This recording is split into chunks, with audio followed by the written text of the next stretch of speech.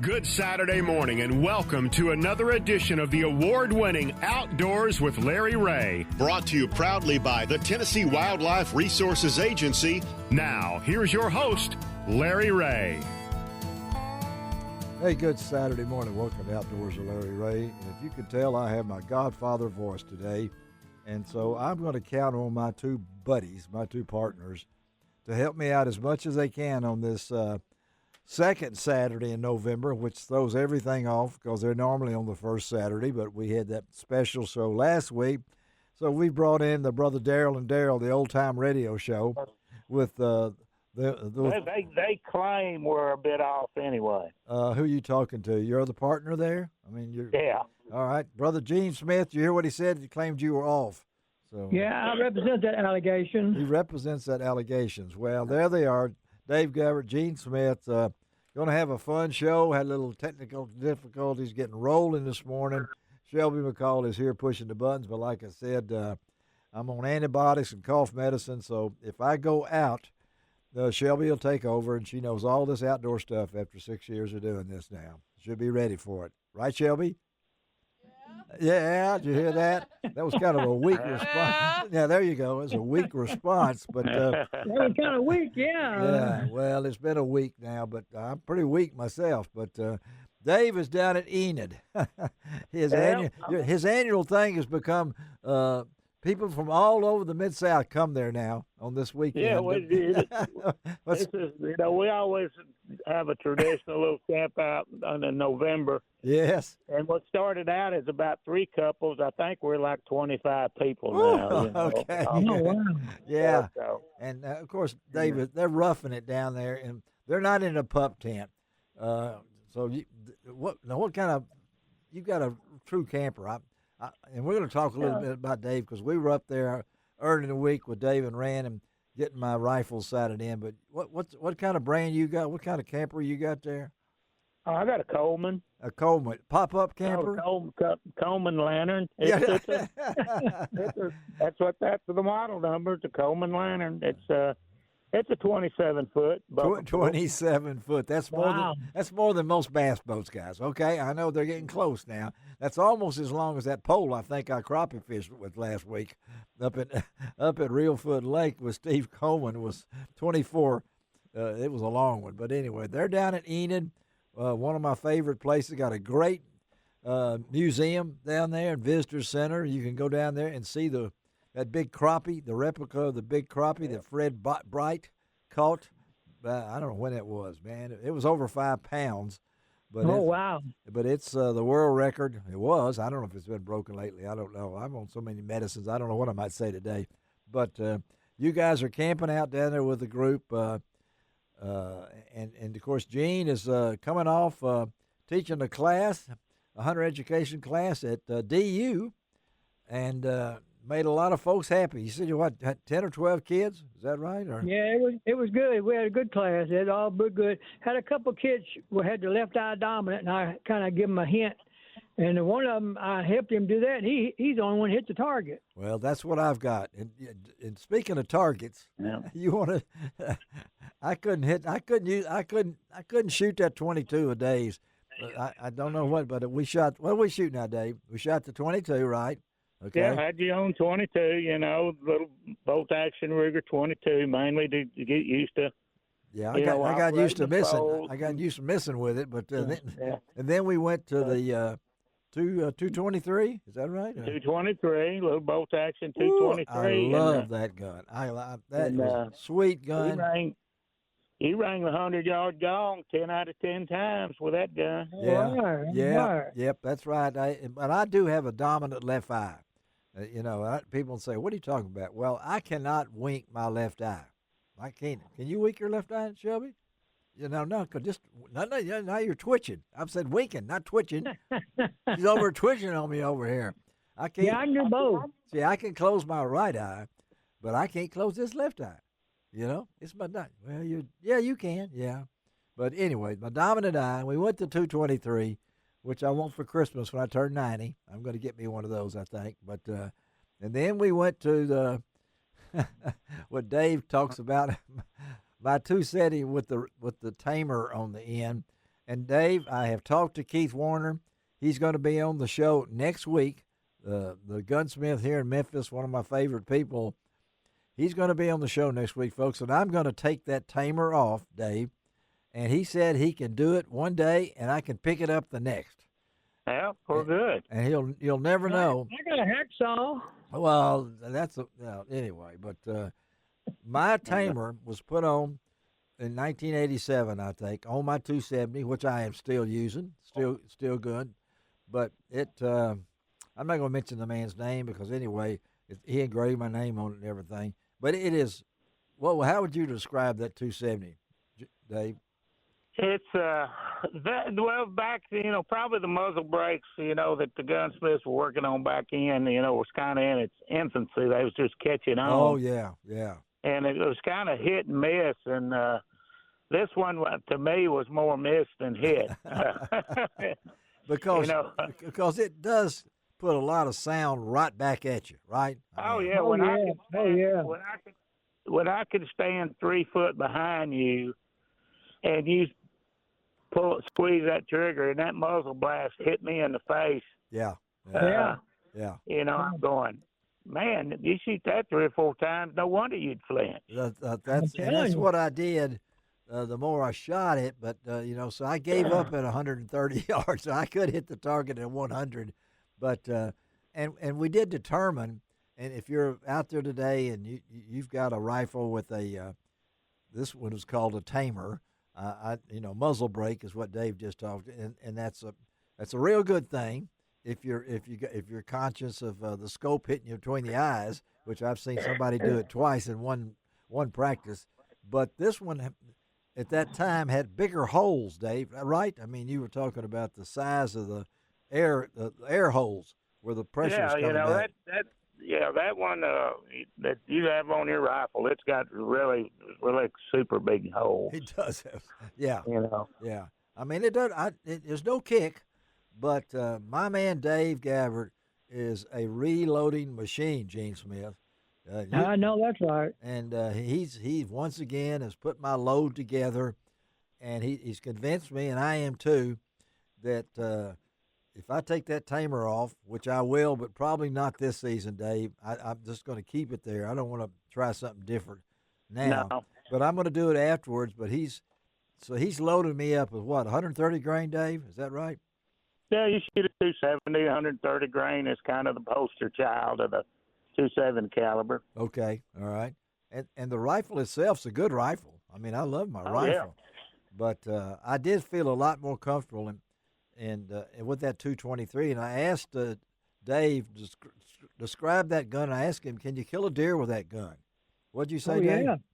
Huh? Oh, my grandson shoots that gun. He killed a world of deer with that gun. So I've shot a 243 before, and back in the old days when we used to shoot slugs in the shotgun, you go to Arkansas and you shoot slug. You talking about a kick? I mean, you can get some kicks in the old slugs, and that's. I'm not Daniel Boone or anything like that, but we spent a good time up at Dave's. Lives near Lexington and Jack's Creek, and he's got a wonderful house up there, and he and his wife ran, and he's got it set up out there for all these target practice and things, and everybody puts on their muffs, and I had my Radians muffs, and I took with me and everything. There you go. Because it does get. I got a 303. It'll knock you down. It's a killer. That's why I don't have a 303. I've had a 306.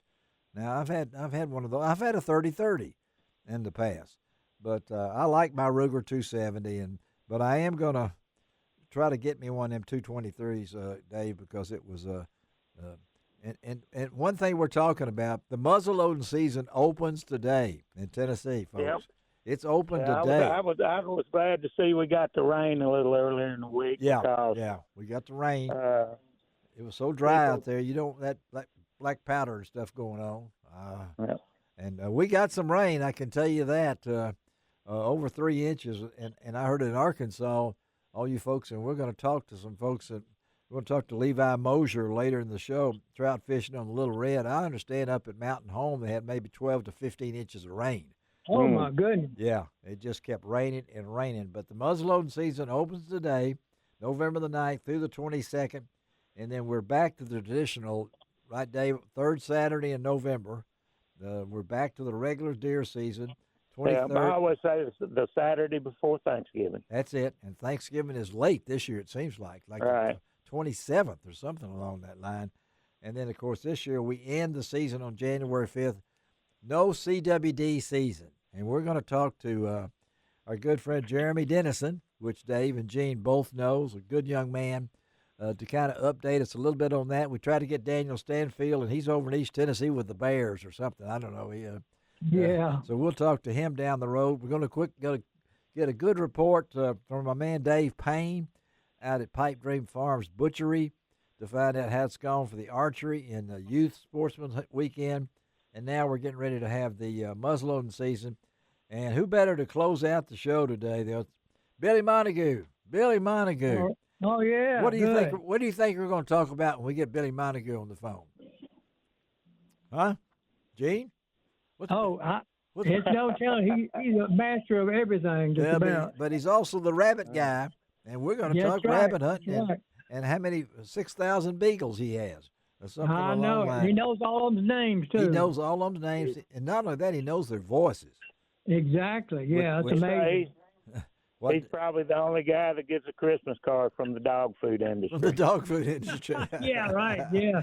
He probably does. And speaking of that, I saw a video the other day. I like On the Road with Steve Hartman on Friday nights on CBS, and he had this guy piled these leaves up, and we got to take a break here. Piles these leaves up every year in his yard in Maine, and his dogs dive into the leaves. I've seen that. They just go right through the leaves, and then just like a kid. Like a kid, and one of them had the tail wiggling at the top of the leaves. It was oh wow! Yeah, that's funny. Yeah, well, all right. Something about Labradors, because I used to have labs, and they loved that. They loved it. Well, we love this show, so let's take a break. My voice will hold up. We'll be right back on Outdoors with Larry Ray.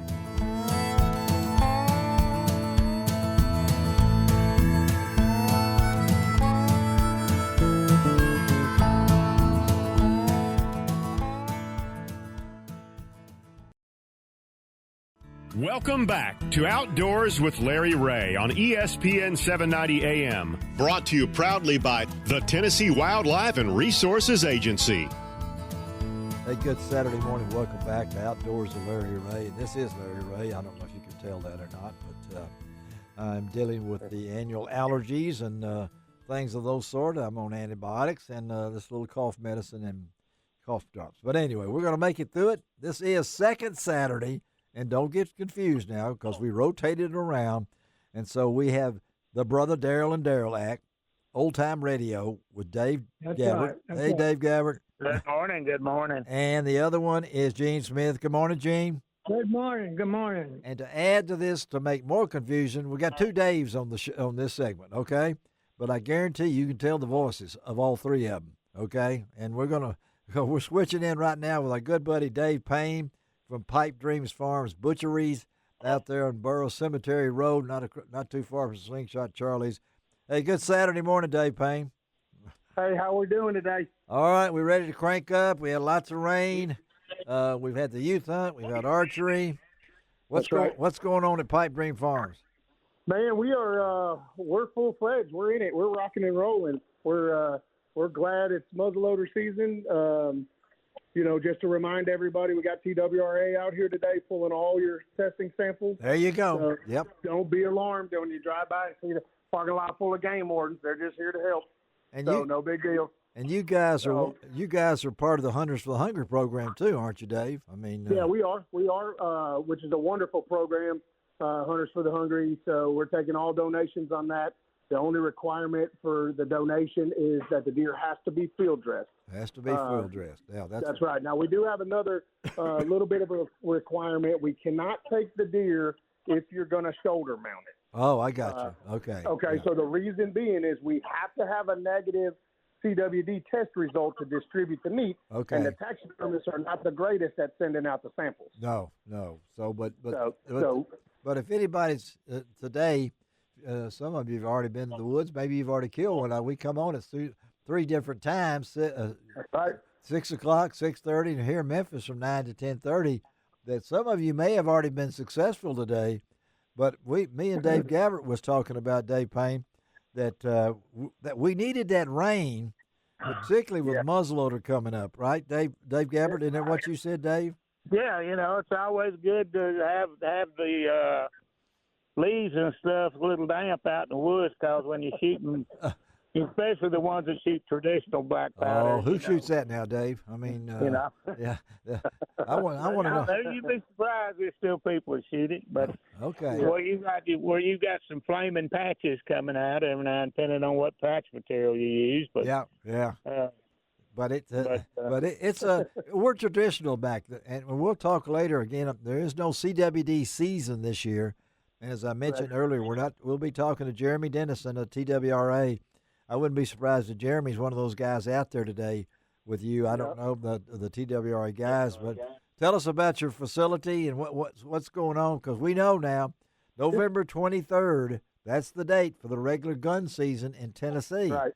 And so that's right. It's wide open then. Yes. So now let me just say we had a wonderful juvenile weekend, young hunters weekend. Did you? It was fantastic. The kids really showed out. All right.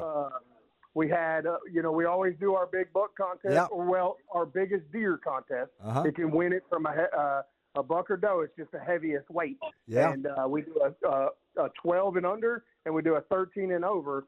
And so this year on our 13 or 12 and under, a little boy named Grant got 153 pound field dress 8-point. Oh, wow. Real nice deer. Yeah. Real nice. Okay. And our 13 and over, a young man named Hunter's buck was a 10-point, and it was 167 and a half pounds. Goodness gracious! So they're ruined. 28-inch neck already. Huh? So, what? That's. I said it had a 28-inch neck on it already. Oh my gosh! And he was 13 years old. So I mean. Yeah, he was 14. 14. How in the world? Well, how old was Grant? I mean, how old was Grant then? He was 12. He was 12. Golly,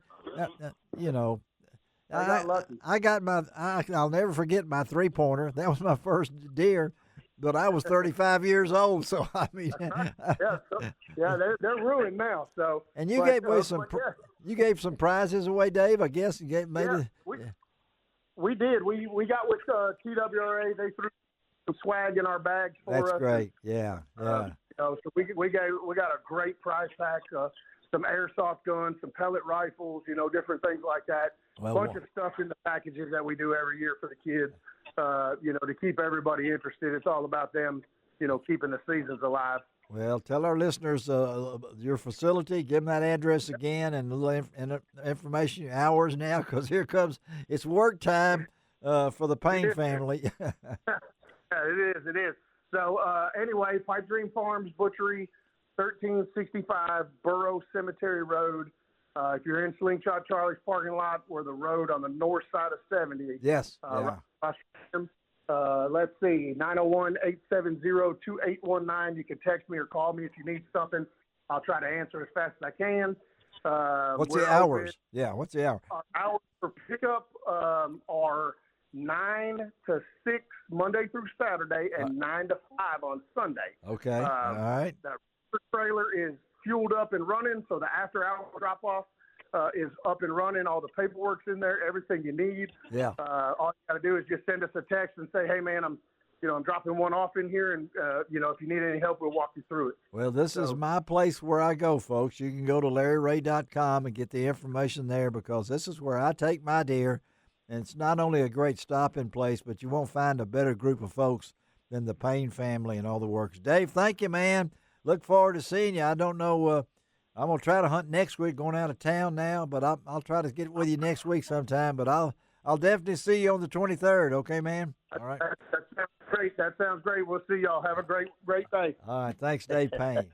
Dave Payne. We appreciate Dave Payne. And he's got a good place up there. It's funny. Every time I've been up there and I stop in, and stop in the back, he's always cooking something. He's cooking something, yeah. Retired deputy sheriff, and he and his family and his wife Melissa, and they know how to make those sausage and things like that. We were talking to Dave off the air, and I wanted to bring this in. He's down at Enid again at the campground out there, and a lot of my friends at this time of the year, they may not be hunters, But they got to be prepared now. If you're in the woods now, the deer hunters are starting to get out there now, folks. But we also have a great contingency of people who like to watch birds. And Dave was just telling me, sitting in his campground, he was reeling off birds and things like that you don't think about when you head to a campground. But Enid's one of those. Sardis is one of those. You can go up and down Grenada, all the I-55 reservoirs. But weren't you talking about that, Dave? Yeah, it's well this time of year. Fall is my favorite time of year anyway to be out. Yeah, mine too. But any campground, Tennessee's got some wonderful campgrounds, but it amazes me this time of year the different species of birds that you can see. Yeah. And Gene was talking about, because Gene knows those birds as well as anyone, and I've got mine in the city, but the outside places. Meem and Shelby Forest is Gene's stomping grounds. Lots of bird watchers out there, isn't it, Gene? Yeah. That's the biggest hobby that is bird watching. Yeah, and it's also a big economic factor too. I mean, if you have the right binoculars, the thing. But Dave just sitting, he's got his campground there, and sitting counting birds. I think he railed off about 8 or 9 a while ago, different species, and of course Grenada's about an hour and a half south of Memphis on I-55. You got Arca-Butler, which no longer has a lake, which is really sad. Don't get me on that. And then you got Sardis, and then Enid, then Grenada, of course, then Ross Barnett on down after that. But we're in the largest flyway in the United States, the Mississippi River. Yes. And you were at the DU headquarters, I understand. That's where you. Yes, I was. Yeah, I had a class this weekend with Andy and Jeff. Well, that's good, because DU is going to host, folks, put it on your calendar, the first Friday in December. I think it's the 6th. DU is going to be the host for the Tennessee Wildlife Commission. The Fishing Commission is going to be meeting at DU on that Friday, I think, for a one-day meeting, and we'll try to have somebody in on that talking about that. But this time of the year is fall, and I was noticing the colors going up to Dave's. I don't know what, Gene, I don't know if you've seen, the colors have not been what they were in Meem and Shelby. It's a crazy winter, yeah. Yeah, and how about you, Dave? You were talking about that. The color's kind of strange, when we had that real dry weather back end of August, first part of September. Yeah. Up around mine, the trees looked like it was the end of September going in October, and then we got several good rain fronts coming in. September. Where it dropped a bunch of, and the trees just kind of, went back to green. Yeah. And then we had a dry October, though. This is going to be one of those years, like I was telling you with your allergies. What we need is a good killing frost. Yeah. When I was growing up, of course, we didn't have that many deer and stuff, but I grew up squirrel hunting. Yeah. And I had some uncles that had some real crackerjack squirrel dogs. Oh yeah. And that was going into November. Our biggest wish was all the leaves off the trees by Thanksgiving. Right. We got together for a big squirrel hunt, and get those leaves off. Yeah. Get this, because you just, the dogs are still with the leaves on. Tree a squirrel, but you can't see him up there. Yeah. Well, it's also beneficial. Won't you folks know, when you head to the woods today, or if you're already out there planning to hunt, like I said, the muzzleloader season runs through November the 22nd. There's a lot of green stuff still out there. Yeah, and you got to watch for those deer movements and things along that. Did you say 1 or 2? Yeah, 1 minute. All right, she got one. Here goes Shelby. Knows how to post those things over here. I'm telling you, we're really modern here, up to date. She's not holding signs up or anything. So. Well, you got time for a pun? Yeah, give me a pun. Oh, yeah. Give me a pun. Oh, yeah. Here comes a pun, Shelby. My daughter's been having trouble with a horse. She won't come out in daytime. She comes out at night. Now, wait, your daughter's having trouble with the horse because the horse won't come out in the daytime. She comes out at night. Yeah, it's beginning to be a nightmare. A night. How can you top that? But we'll try. We'll be right back on Outdoors with Larry Ray. It is a nightmare here. We'll be right back.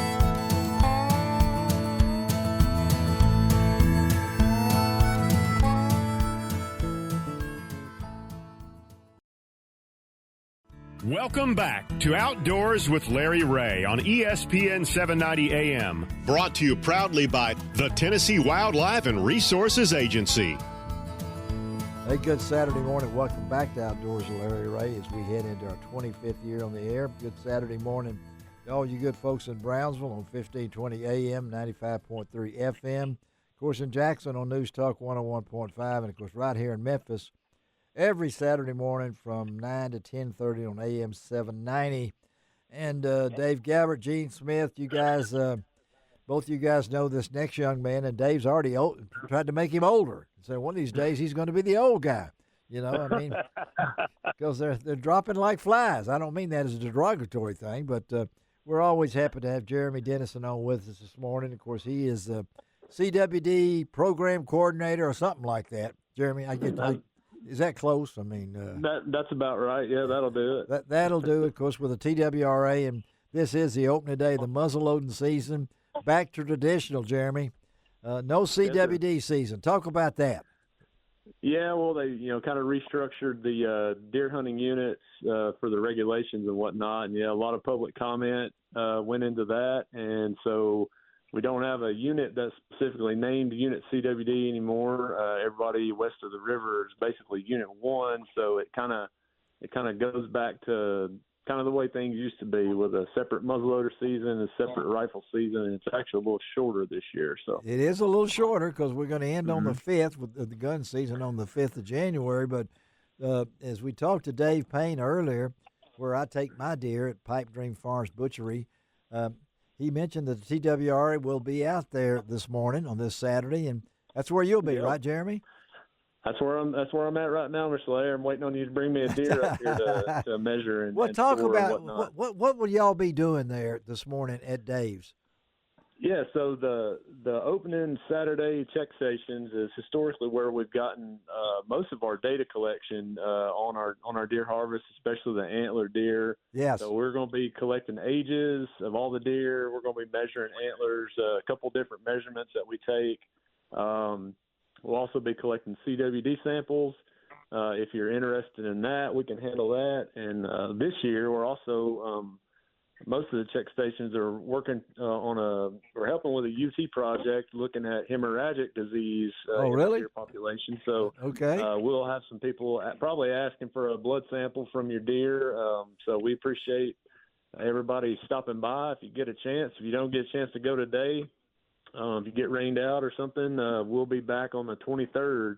Be back on opening day the 23rd. Okay. Yeah. Yeah. And we'll be at 10 different locations in Region 1, that is. Pretty much every major deer processor will have at least 2 or 3 staff members there, and some UT Martin, University of Memphis wildlife students. They're helping us. That's on opening day on the 23rd. Now, you're not going to be spread out in 10 places today. I mean, well, we'll have people there today, and then we'll be back on the 23rd. Okay, so good deal. Okay, folks, if you miss us today, we'll be back. All right, folks, you can listen to that. So some of you have already been visiting Dave Payne's great facility since we're in Memphis from 9 to 10:30. Some of you folks who've listened in Brownsville and Jackson earlier, maybe you've already checked in a deer.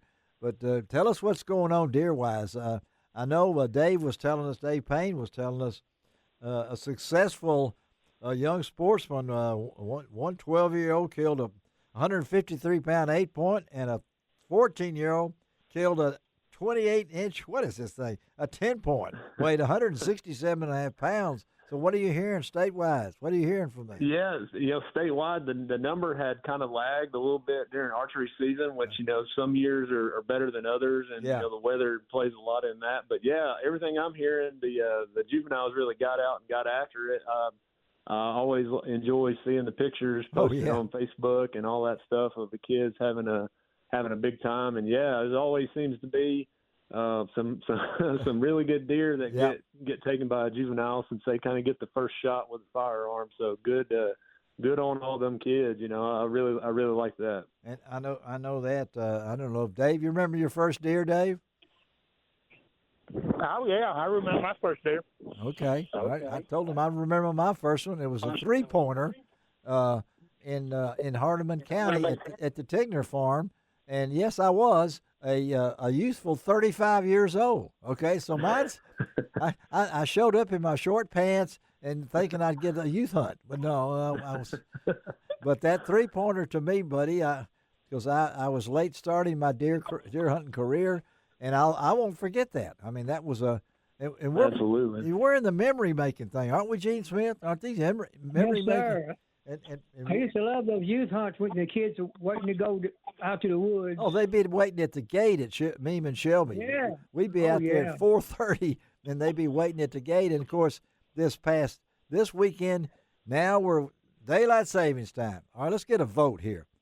Oh boy. I wish it'd just stay the same. That's my vote. All right. Dave Gabbard, what do you like?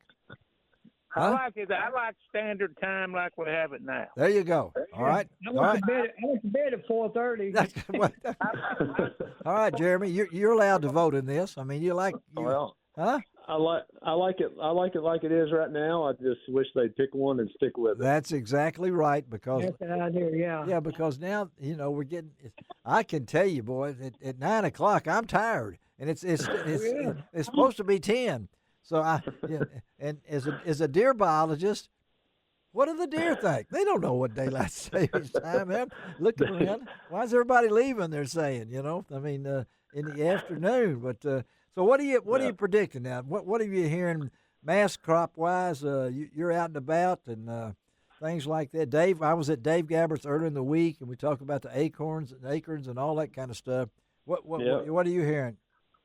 Well, last year we heard there was a pretty big acorn crop, and generally that goes in a cycle. So you can anticipate a lot of areas will have a little bit less of an acorn crop this year, which that will in turn make those deer have to move a little more. So hopefully that'll lead to a little bit more success for hunters, and hopefully the numbers will show that as we go along. The harvest is down. It's been down a pretty good tick statewide and Region 1, so we're hoping that folks get out with the firearm here in the next few weeks and help us kind of rebound that. Well, there's no way we had a season. I mean, it was, we think the duck season, 60 days, we were hunting for 2 years last year. I mean, we were hunting on Halloween. And so that's right. It's hard to compare season to season. But talk about the CWD thing while we got you on the phone here. So we're basically running the same program as far as testing for CWD for folks that are interested in getting their harvest tested. So far in Region 1 this year, we've tested about 615 deer. Okay. We've got about 17 positives from the results we have back. Of course, most of those are down in Fayette and Hardeman counties. That's what I thought. So it's kind of the same story. Yeah, same. And again, we're talking to Jeremy Dennison, CWD program coordinator here, based out of our Region 1 in West Tennessee. And, there was so much talk, and you now have a facility there to get rid of them, the CWDs. And you say there's 17 positives out of 615 deer. That's pretty good. That ought to be a positive note, I would expect. Well, I would caution that as it's a little based on a little bit smaller sample size. That's true. I would expect after gun season, after muzzleloader and gun season really gets underway. We'll really know. Yeah. Yeah, I would anticipate those numbers will grow some. So. Yeah, but in our counties, we're in CWD's been reported in how many counties? Are we still at 11, something like that? Or what we're at 17 counties in 17. Tennessee right now. Okay. Yep. Oh, wow. Okay. Yep. Well, we appreciate it, Jeremy, and y'all take care out there this morning. I'll see you for sure on the 23rd, and I hope I have something to bring in and show off. It won't be it won't be a 3-pointer, okay? Try to get a little better, at least a 4-pointer. Let's just double it, okay? Let's triple it. How about that? Okay, I'll bring you a 9-pointer. All right. There you go. All right, Jeremy. Thank you, buddy. Jeremy Dennison. All right. Thank you, man. All right, Jeremy Dennison, and I know you guys. I know Jeremy and the job that these guys do, and opening day, was always special. I know, Dave, when you were a wildlife officer, before you became minister of propaganda, it was still a big thing at opening day. And, yeah. And you know what? You know why it was big? It's not because necessarily how many deer you killed, but how many mom and pop operations thrived on that weekend. You know what I'm talking about as far as making money? Oh, yeah. Sausage and biscuits, things like that. Oh, yeah. Yeah, Ronnie Shannon, he knows where all the eating places were. Yeah. What you going to say, Dave? Well, I can, you can remember the days down at Snow White down there at yeah, that's right. Webster's and up there in Weakley County, up at Country Corner. I can remember, those days. Yeah. Our team was be up there, and there'd be 100 deer laying on the ground getting ready. And of course, the mom and pops liked it because while the deer hunters are standing around talking, that they got to go in and buy something. Yes, they did. Right. Yeah, they're gonna have a snack or something. And a lot of Polaroid cameras were invented back in those days. You know it. We didn't have our fancy phones. A lot of memories, yeah, a lot of memories. And we would use walkie-talkies and talk in the woods.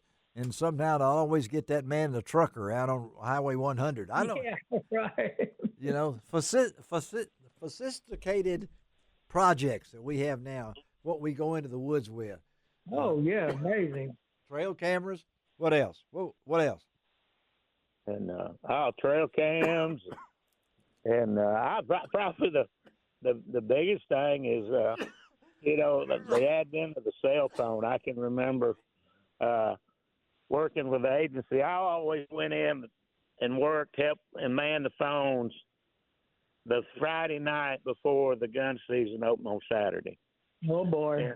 And, because our dispatcher who would have to handle those calls was busy with law enforcement work.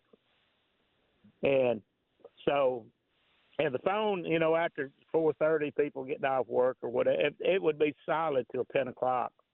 And the funny part about it, I'd get a phone call, be a lady on the phone. She'd be answering questions. I said, "Ma'am, hand the phone to your husband." He was too embarrassed to ask the question. I said, "Now, but right. One of the craziest calls I got was when we started. Hold that call. I want to hear that. We're out of time. I want to hear that story. I just had a sneezing fit. I think the first time in 24 years I just sneezed that many times, folks. I'm legally dead, I think. Let's take a break. We'll be right back on Outdoors with Larry Ray.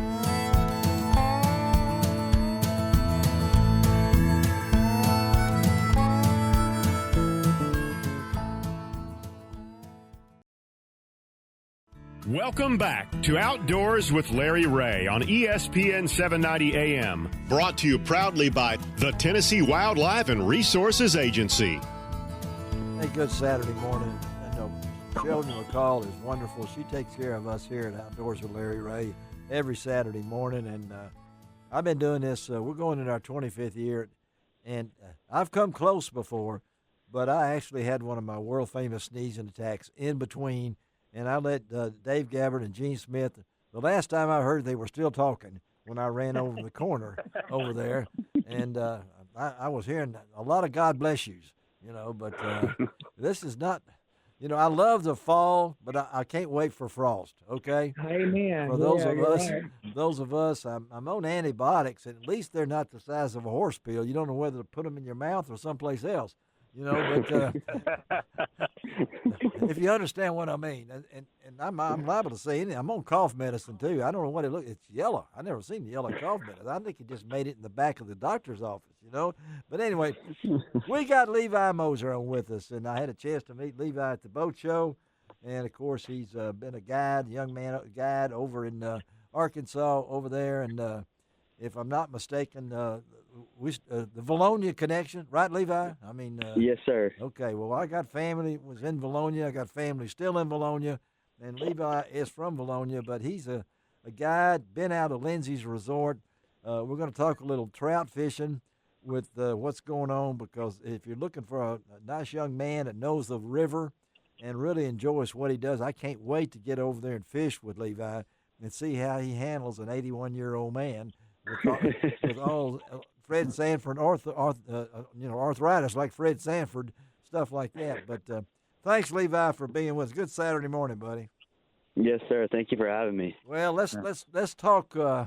Let's get this out of the way first, okay? Let's get it out of the way. And Dave and Gene are both listening. A lot of you folks out there, you know Lindsay's Resort.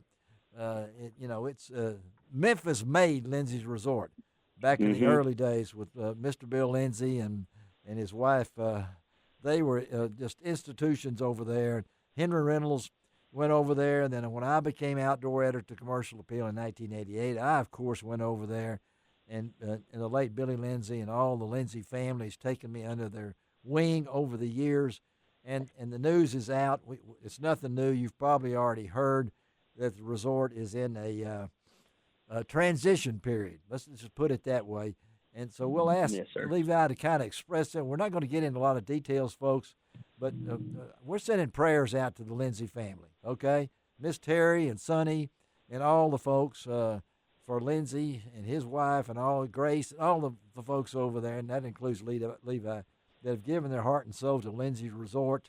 December 11th is the date. Tell us what's going to happen on December 11th. Levi. Yes, sir. So it's going to go to auction at Wilson's Auctions. I think they're actually going to do the auction at Lindsay's Resort, but Wilson's Auctions is going to be the one who hosts it. And basically, what they're going to do is they're going to try to sell parts of the resort as the business, so we can still hopefully run guides and boat rentals and still have a foundation to serve others. However, they do plan on selling some parcels out. Just the owners, they're wanting to get some fast cash, so they're planning on selling some cabins. So it's a great investment opportunity for anybody that wants to come stay on the Little Red River. It's a great business opportunity for others, but it is unfortunate. But everyone here is staying strong. The fishing's still awesome right now. That's so what we're we still wanted. doing business. Yeah, that's what we wanted to talk about, and we wanted that to get out, folks. If you've got interest, follow up. You Google Lindsay's Resort, and you can see what a first-class operation it is, and investments or whatever it might be. But I wanted to get Levi on there and let the folks over there at Lindsay's, and also you folks listening in the Memphis area and throughout West Tennessee who have made that 2.5-hour journey through Searcy and all the way over there to all the great places at Fairfield Bay and wherever it might be, Greers Ferry area. But let's talk a little fishing here, Levi, because I know you love to do that. I don't think that Levi is not 80 years old, okay? He's a young man that really loves what you're doing. So talk about what's going on fishing-wise, because that resort has been there a long time. But when they dammed up Greers Ferry Lake and they created Little Red River and Rip Collins and all those, made it famous with the big trout and things like that, you're still going to be able to catch fish. So talk about what's going on fishing-wise, Levi. Yes, sir. I do plan on still guiding regardless if the business, continues or not. So you feel free to look for me on Facebook, Levi Moser, or Instagram, Moser Fishing. Okay. But the fishing is phenomenal right now, man. Yeah, that's what Gene said. He said you're so valuable, Levi. So, okay, yeah. Thank you so much. But the fishing, what's going on? All this rain we've had this week. Of course, this is Saturday. I understand Mountain Home got 12 to 15 inches of rain, came up through north central Arkansas, up that way.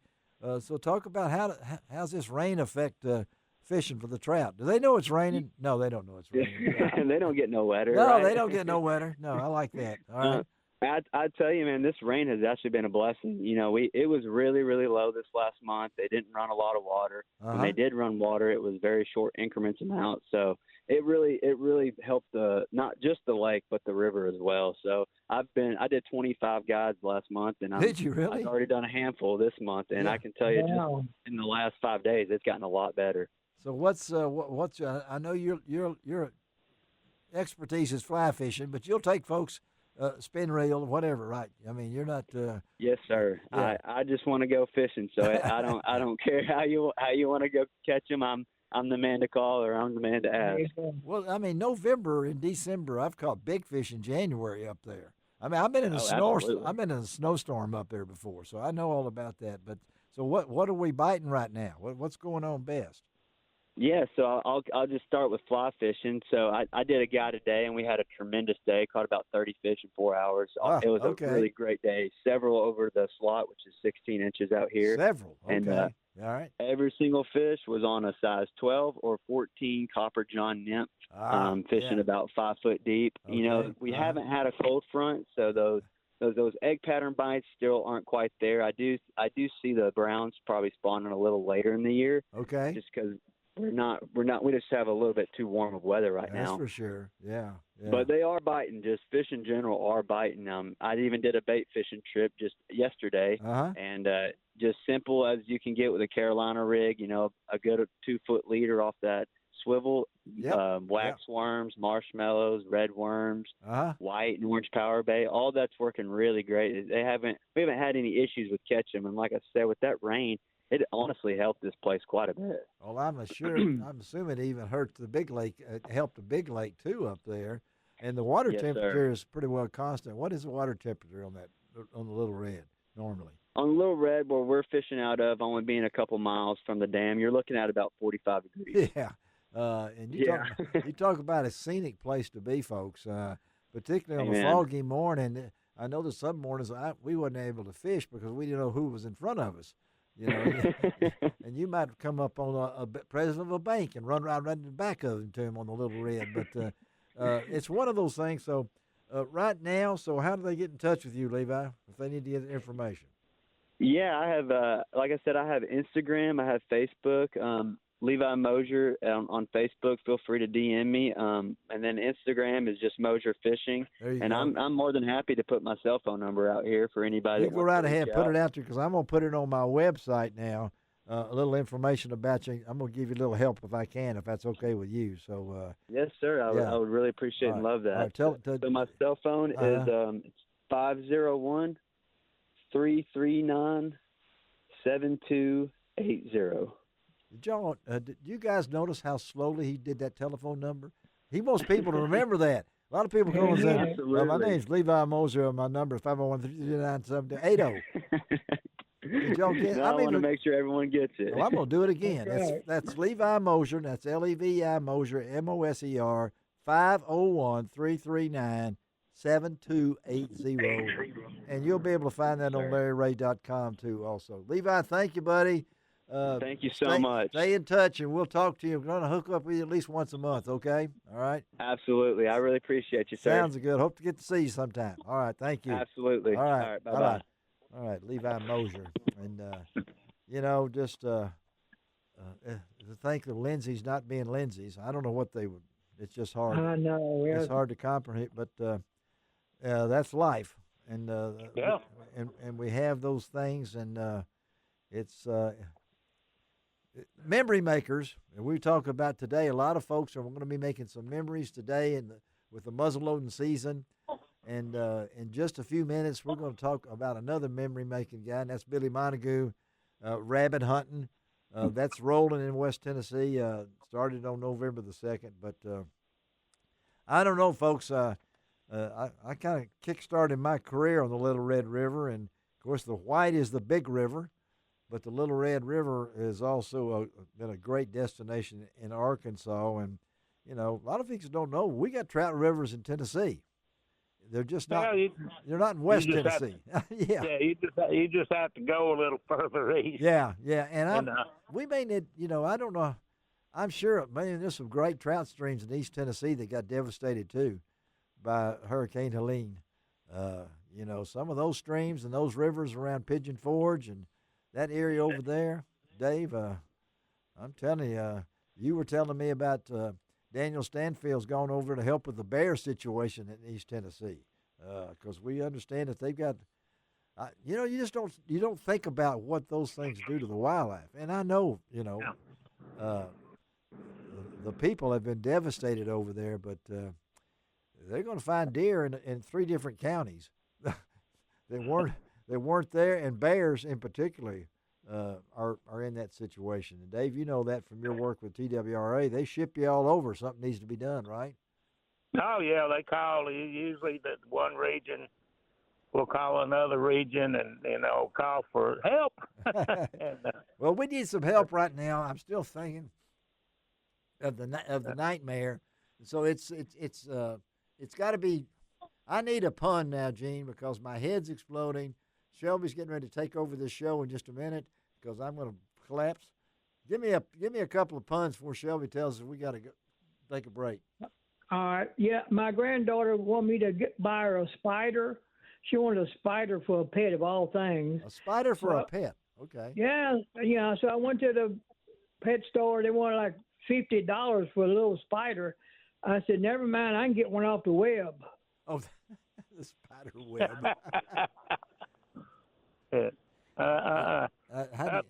How do you top that? You don't. I don't know.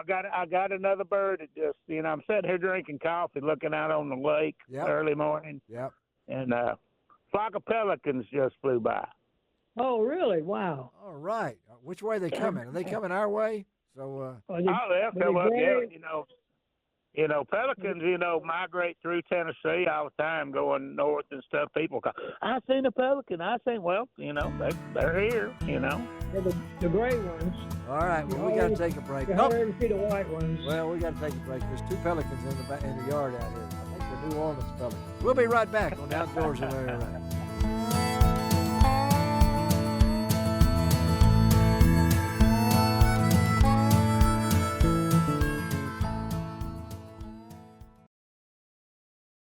Welcome back to Outdoors with Larry Ray on ESPN 790 AM. Brought to you proudly by the Tennessee Wildlife and Resources Agency.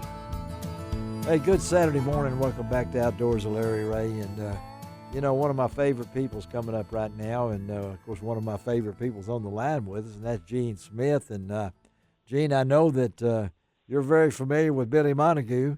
You know the man's work, and oh yeah, that's our favorite thing when I grew up was rabbit hunting. It was, and a lot of people are renewing those things. And our season started back on November the 2nd, and Billy has been doing it for a long time out of Fayette County. But always good to talk to Billy. Good morning, Billy Montague. How you doing, buddy?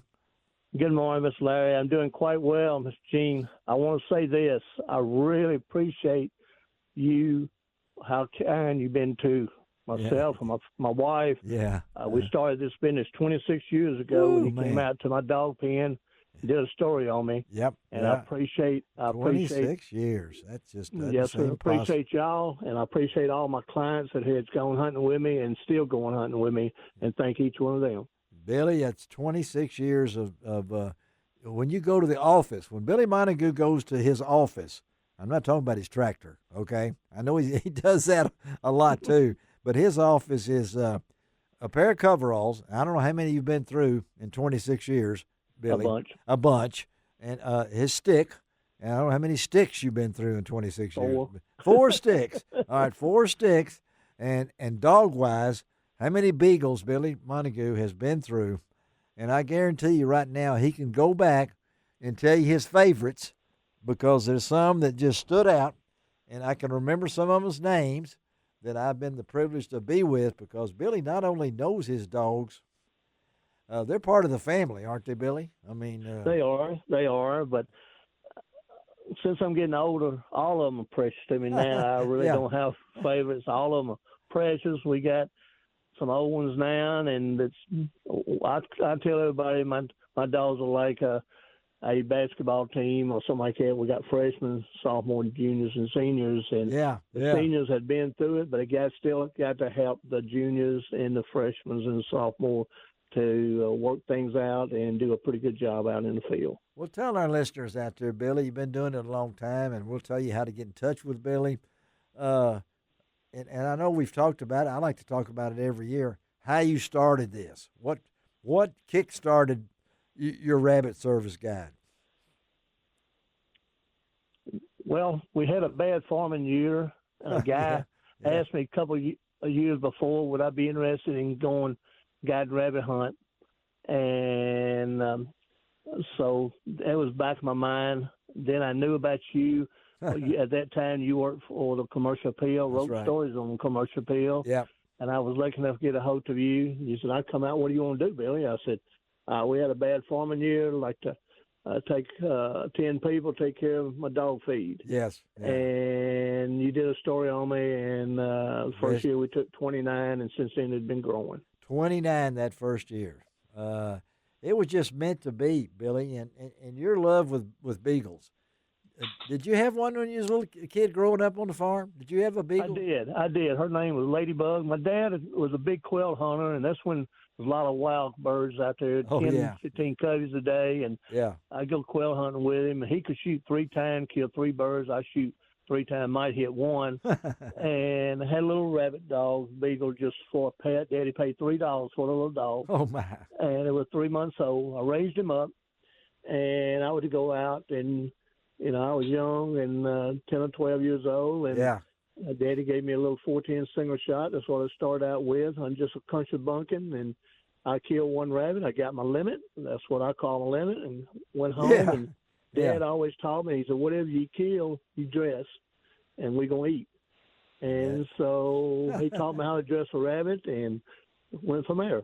And today his guide service operates with people that a lot of repeat customers, right, Billy? That yes, sir.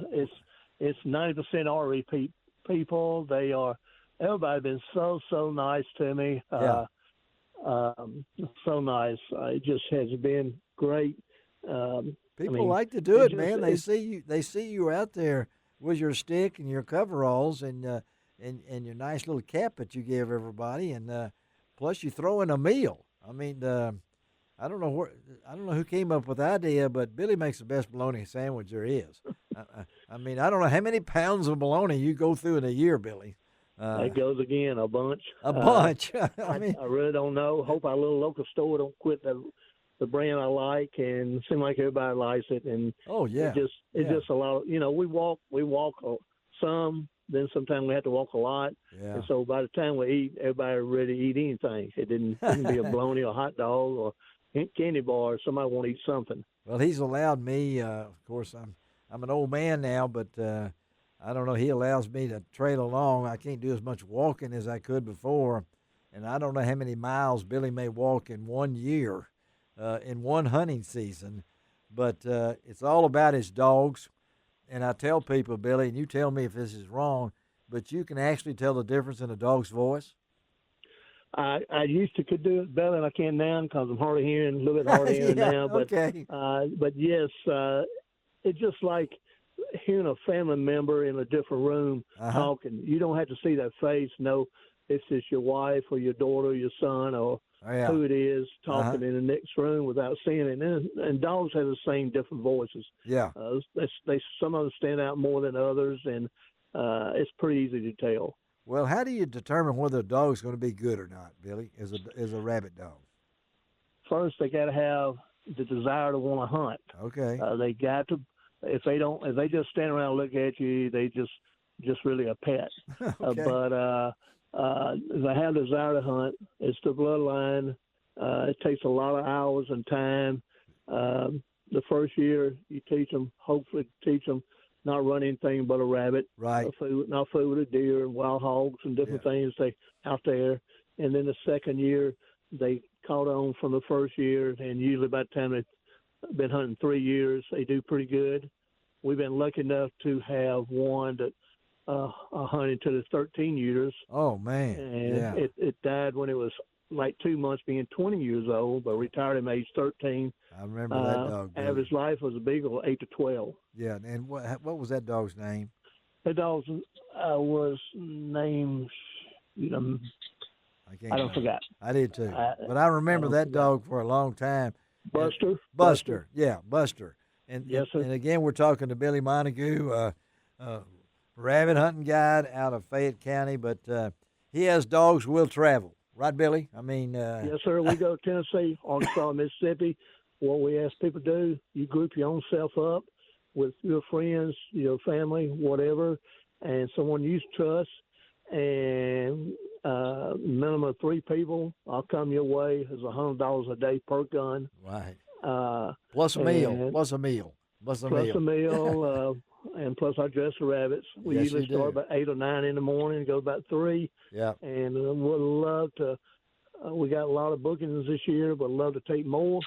And so I appreciate each one would call me. And you make a picture. You make a memory, right, Billy? I mean, that picture. We do. That picture is the memory, and we see people all the time, and they said, we really love our pictures. We keep a bunch of them on the walls from each year. We go hunting with you. Yeah, I do too. We didn't realize we're getting so old. They said until we start looking at these pictures, and I had hair back then. I can remember, now, Billy. Yeah, Billy. I mean, don't get into age now, Billy. I mean, that's all a figure of the mind and everything. So that's what it is. All right. I tell everybody we all young to a 100-year-old person. Well, we've already posted it. I hadn't even asked Billy if that's okay, but he's been part of my team for a lot of years. You go to LarryRay.com, and we're going to put up that rabbit logo, that Beagle logo, right on the front of that home page, and you click on that, and you get all the information about Billy's service. So tell them the name of the service and how to get in touch with you, Billy. It's Beagle Chase. It's Billy Montague, and you can call me at my cell number. It's 901-626-5822. And appreciate each one who would call me, and it'd be an honor. I look forward to hunting with you, Billy. You know that. That's the highlight of my year. You're always a lot of fun. You're always a lot of fun. I'm slowing, I think you got one or two last year. That's right. Yep. I'm not going down that hole with you, Billy. I mean. Might be a coon in that hole. It might be, and it might be in there from 3 years ago. You never know, Billy. Yeah, that's right. That's what I know. Billy. Appreciate you. Tell Teresa and the family hello for me, Billy. Okay, buddy? What an honor you call me and let me talk on y'all. We're going to talk some more. It's a privilege. All right. And thank you, everybody out there, for going hunting with me. All right, buddy. Y'all be safe. Have a great weekend. Thank you, Billy Montague. All right, Billy. We love y'all. Love Bye-bye. you too. Billy Montague. And, Gene, rabbit hunting is kind of like squirrel hunting as far as most people start their hunting careers, either rabbit hunting or squirrel hunting, don't they? Well, you can talk and do anything while let the dog do the work. Yeah, that's true. You don't have to be silent quiet if you're in the deer woods or the turkeys or whatever. And the part of that, and I've heard, and I may be wrong, but I've heard there's a pretty good rabbit population this year. That's good. Good. That's good. And the squirrels, I've heard, are really, we got more squirrels, Gene. I don't know if you had a chance to go out to Shelby Forest and what's your observation on squirrels? Got a bunch. I got a bunch in my yard. You do? Well, we got six little ones running around. Well, we got 5 now. One of my neighbor's cats must have got one of them, and that's an old other story right there. But anyway, it's Billy Montague out of Somerville, Tennessee, Fayette County, and that man knows how. He's a lifelong farmer. I don't know how many generations, but he and his wife Teresa put on a great show and everything like that. And like I said, go to LarryRay.com. If you would like to be a sponsor of Outdoors of Larry Ray, just send me an email, lroutdoors@att.net. We need some sponsors for next year. Next year was going to be our big year, folks. 2025 is going to be our 25th anniversary. Isn't that something? And you know who was on that very first show? Me and Ronnie Shannon. Yeah, and you have been with me all 25 years. And yeah, it's been a trip. It's been awesome. We're going to do some memories. We'll be right back on Outdoors with Larry Ray. Bring back in Dave Gabbard. Do some puns. So don't go away because it's going to be a fun time on Outdoors with Larry Ray. We'll be right back.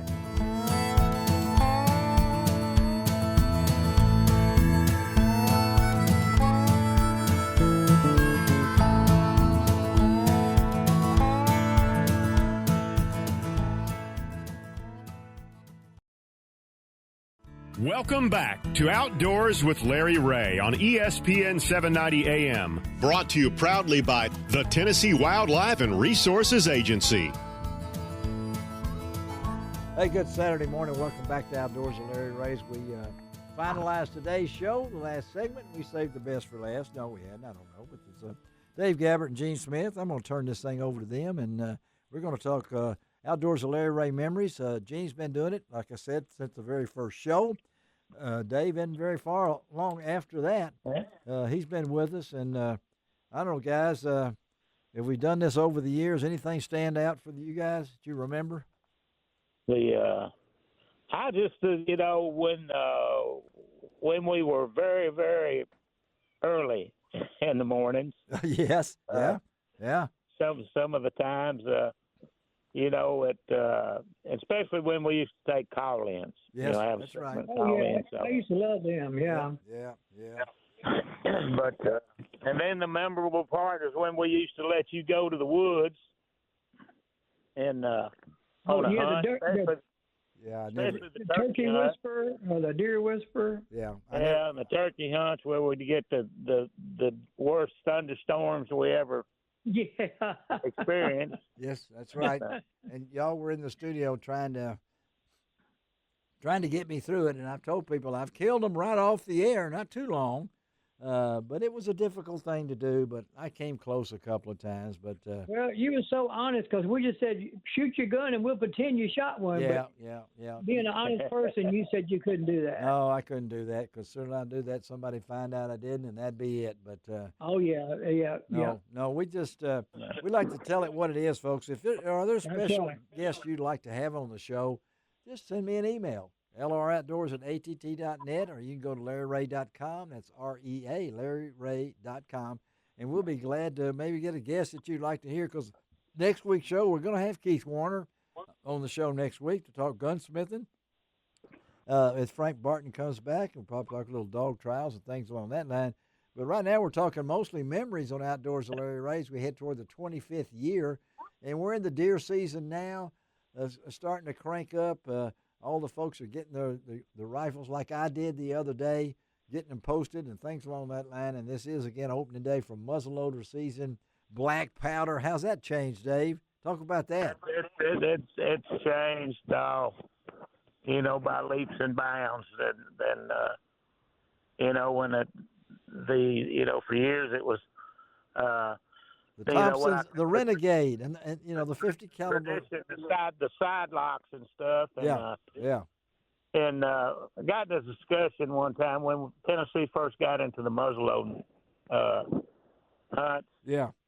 And the discussion with our chief of wildlife up there. I was in Nashville one day, and walking down the hall, and he was talking to another one of the biologists, and he said, I can't understand why Weakley County, why their muzzleloading kill is so high.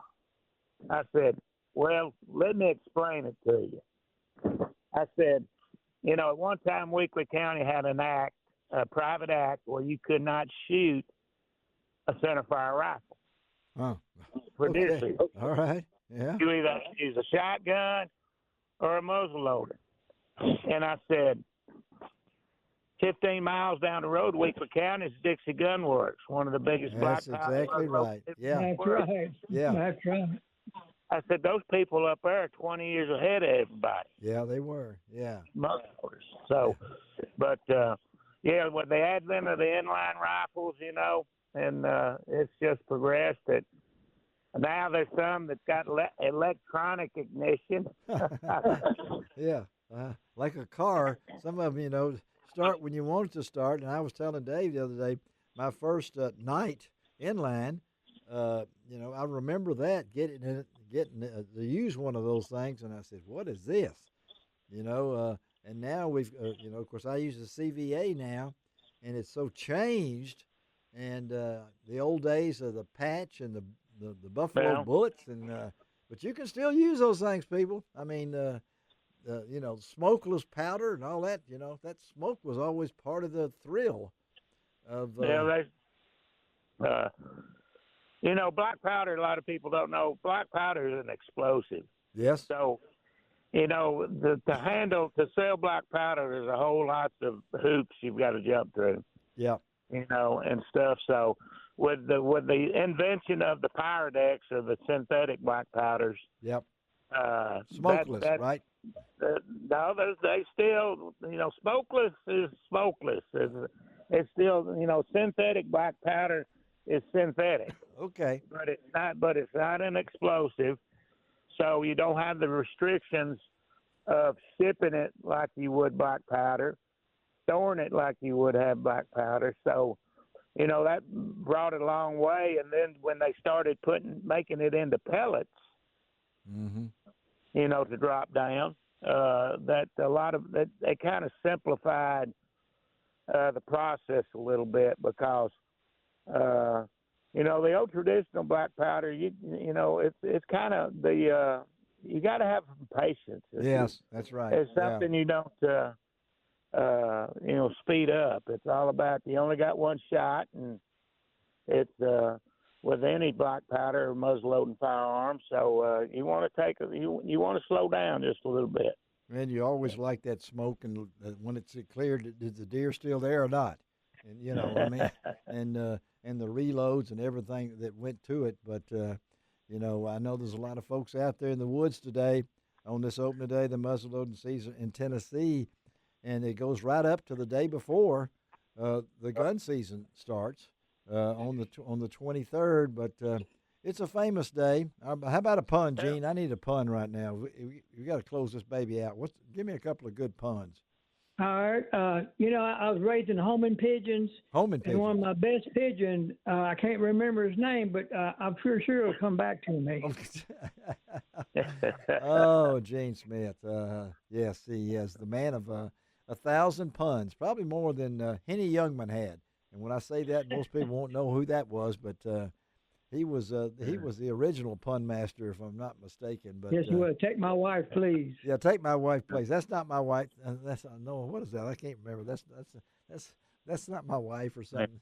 That's my lady or something. Anyway, but again, we're talking to Gene Smith and Dave Gabbard as we as we complete. What else you got to say? This is free time. He's talking about making memories and stuff out there, and I've been on discussions when I worked with the agency and stuff, and people get on this kick about equality. I want a quality hunt. Yeah. And I heard a gentleman guy pose that question, what's a quality hunt for you? Mm-hmm. He said, one I can remember. Okay. That's right. One I can remember. Yeah. That's the. I don't care. That is true. Yeah. If the buck had antlers 3 inches long. Well, that was mine. Yeah, my 3-pointer. My 3-pointer. Or if he was pushing Boone and Crockett's, with the, Yeah. It's the hunt that you remember. Well, I've only mounted. What? We've got a lot of people on the show. Remember the lady from Antarctica? Oh yeah. Doing the seal thing, and then of course we got Daryl Sanders of a Gray Beard Adventurer. Yeah, we've had some quality guests. That Dave using that word quality, quality guests over the many years, and we've seen some of them were young and now they're old. That we've taken through on this show, but. Folks, I know the website, Guy Trebo does a great job, excuse me, on my website. That's Larry Ray, REA.com. We've got all the pictures from the recent Tennessee Outdoor Writers Conference. I'm heading out to, after the show today, we're heading down to Alabama, Tuscumbia, Alabama, for kind of a Southeastern Outdoor Press Association reunion, since there is no COPA anymore. And we'll have some of those people on next week's show. Try to get to talk to them about memories of what was the COPA, which I joined in 1988, and I've been a member of a lot of different organizations over the year. That TOWA is one of those. But we do this show just because we want to entertain, but at the same time educate, and I hope you get some education out of this, just like Dave was talking about earlier with the evolution of the inline and things along that line. But we're entering November. Is a prime month. It won't be long. You duck hunters will be out there. I know you can't wait. I'm hearing reports on that too. Can't wait. I'm going to try to duck hunt this year. Frank Barton, if you're listening, you'll be with us next week. I'm hoping to duck hunt this year. My cancer, I go back the first week in December to visit with my cancer doctor, and hopefully I get the all clear to be able to do that. But I tell you what, Shelby, we're probably going to have to end this a little early today, because my voice is about gone, and these guys have been great to stay with me. And Dave, appreciate you, buddy. Have a great time down there at Enid. Gene, stay out of trouble, okay? Stay out of trouble. Right, sure will. And we'll do it again. And what did we say? It doesn't cost an extra cent to be a good sport. Or what else? God bless the USA.